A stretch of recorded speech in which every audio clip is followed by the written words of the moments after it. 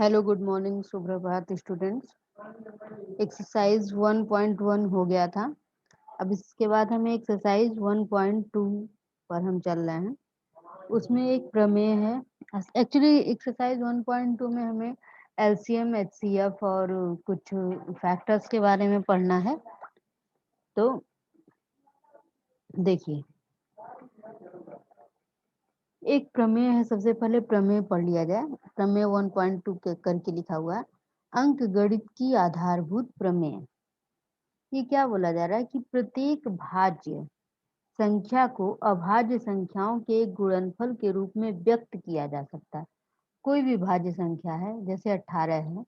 अब 18 को हम अभाज्य संख्याओं के गुणनफल के रूप में व्यक्त कर सकते हैं। 2 इंटू 3 इंटू 3, ये अभाज्य संख्याएं हैं, इनके गुणनफल के रूप में व्यक्त किया जा सकता है। तो यही हमारा प्रमेय है कि कोई भी भाज्य संख्या है, 15 है, भाज्य 3 इंटू 5, तथा वह गुणनखंडन अभाज्य गुणनखंडों के आने वाले क्रम के बिना अद्वितीय होता है। और ये जो गुणनखंड है, जैसे 15 का गुणनखंड 3 और 5 ही होगा, ठीक है, और कोई संख्या नहीं हो सकती है। ये अद्वितीय होता है, यूनिक होता है। एक बार 3 आएगा, एक बार 5 आएगा। 15 में 20 है तो 2 गुणे 2 गुणे 5 यही होगा। मतलब 2 दो बार आएगा और 5 एक बार आएगा। ये यूनिक है, ये इसका यूनिकनेस प्रॉपर्टी है। अब चलिए आगे देखते हैं इसमें और क्या है। अब हम एचसीएफ और एलसीएम की प्रॉपर्टीज देखते हैं। तो जो पहले से पढ़ते आ रहे हैं कि मान लिया कोई दो संख्या है, ठीक है, 15 है एक और एक 18 है। इन दोनों का एचसीएफ निकालें। तो एचसीएफ निकालें तो इन दोनों का हमें पता है 3 है मैक्सिमम। ये 3 से, ये भी 3 से डिवाइड होगा, ये भी 3 से डिवाइड होगा। इसका हो जाएगा 3 इंटू 5 और इसका हो जाएगा 2 इंटू 3 इंटू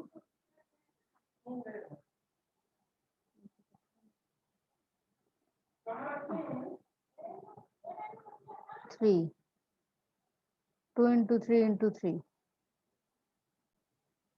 ना। तो यहाँ पर हमको दिख रहा है कि जो एचसीएफ है, हाईएस्ट कॉमन फैक्टर, इसका 3 है। एलसीएम अगर देखें तो एलसीएम जो है वो क्या हो जाएगा, उसके लिए क्या कहते हैं कि कोई भी पहले एक लिख लीजिए पूरा, 2 इंटू 3 इंटू 3। अब इसमें जो बच रहा है, जो इसका इंक्लूड नहीं हुआ उसको भी इंक्लूड कर लिए, तो 5 इंक्लूड नहीं हुआ है।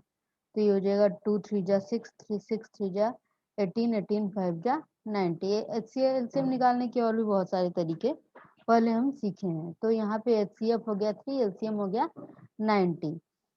तो हमारा एचसीएफ और एलसीएम का जो प्रॉपर्टी है बोला जाता है HCF into LCM is equals to product of both the number, मतलब 15 इंटू 18 होगा। चलिए देख लेते हैं। तो एचसीएफ हमारा 3 है, एलसीएम 90 है और ये है 15 इंटू 18। दोनों को मल्टीप्लाई करें, ये हो जाएगा 270 और ये हो जाएगा, ये भी हो जाएगा 270। तो एक ये प्रॉपर्टी आ गई कि HCF into LCM is equal to product of both the numbers. अब इसमें कुछ एक तरीके के प्रश्न जो आते हैं वो ऐसे आते हैं कि पूछा जाता है कि चलिए बताइए कि 4 की पावर n ये शून्य पर खत्म होगा कि नहीं।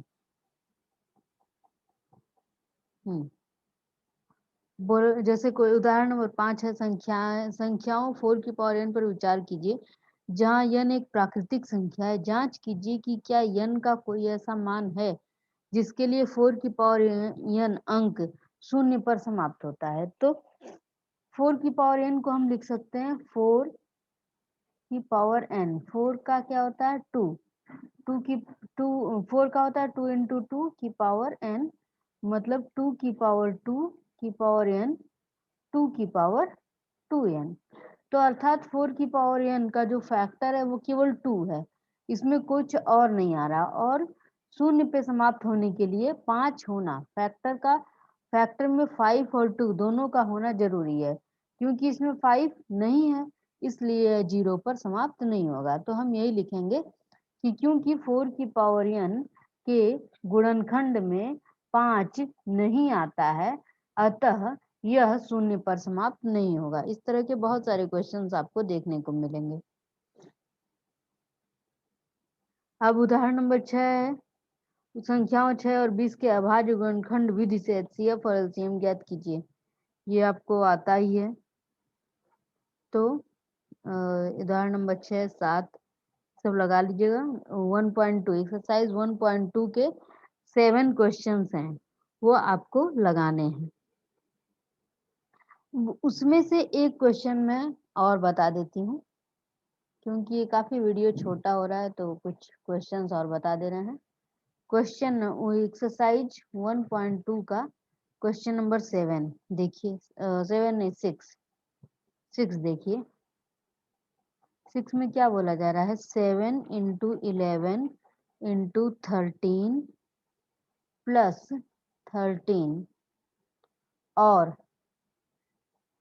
7 into 6 into 5 into 4 into 3 into 2 into 1 plus 5 भाज्य संख्याएं क्यों हैं? भाज्य संख्याएं क्यों हैं? तो देखिए दोनों में 13 हम कॉमन ले सकते हैं, तो 13 कॉमन लिए तो 13 कॉमन हुआ, तो 7 इंटू 11 प्लस 1 ये हो गया 13।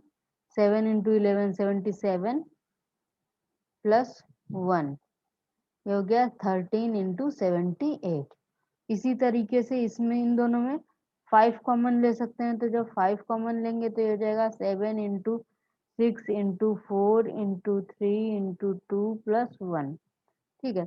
अच्छा, भाज्य संख्या क्या होता है कि ऐसी संख्या जिसको किन्हीं दो जो है दो संख्याओं के रूप में, दो संख्याओं के गुणनफल के रूप में लिख सकें, जिसमें से दोनों एक से अलग हो। मतलब ऐसी संख्या जिसको किन्हीं दो संख्याओं के गुणनफल के रूप में, एक के अलावा किन्हीं दो संख्याओं के गुणनफल के रूप में लिख सकें। जैसे 5 है, इसको 1 इंटू 5 एक और स्वयं के गुणनफल के अलावा किन्हीं अन्य दो संख्याओं के गुणनफल के रूप में लिख सकें, तो उन्हें भाज्य संख्याएं कहते हैं। तो यहाँ पर दिख रहा है कि ये गुणनफल है, ये संख्या 2 यहाँ पर ना 1 है, 1 दोनों में से कोई संख्या नहीं है, अतः ये संख्या क्या है, भाज्य है। या यूं कहें कि कोई भी ऐसी संख्या जो दो संख्याओं के गुणनफल से प्राप्त होती है, जिसमें से कोई भी एक 1 ना हो, उसे भाज्य संख्या कहते हैं। तो ये भी भाज्य। इसी तरह यह एक संख्या है और एक दूसरी संख्या ये होगी, ये भी ऐसी संख्या होगी जो दो अलग अलग संख्याओं के गुणनफल से प्राप्त होगी, तो वो भी संख्या क्या होगी, भाज्य होगी। इसलिए ये क्वेश्चन पूछा है कि ये भाज्य क्यों है, क्योंकि ये संख्याएं दो संख्याओं के गुणनफल से प्राप्त हुई हैं। अब आपको एक्सरसाइज 1.2 का बचा हुआ क्वेश्चन सारा लगाना है। नेक्स्ट पे अब हम अपरिमेय संख्याओं पे नेक्स्ट वीडियो में हम चलेंगे। तब तक के लिए अपना ध्यान रखिए।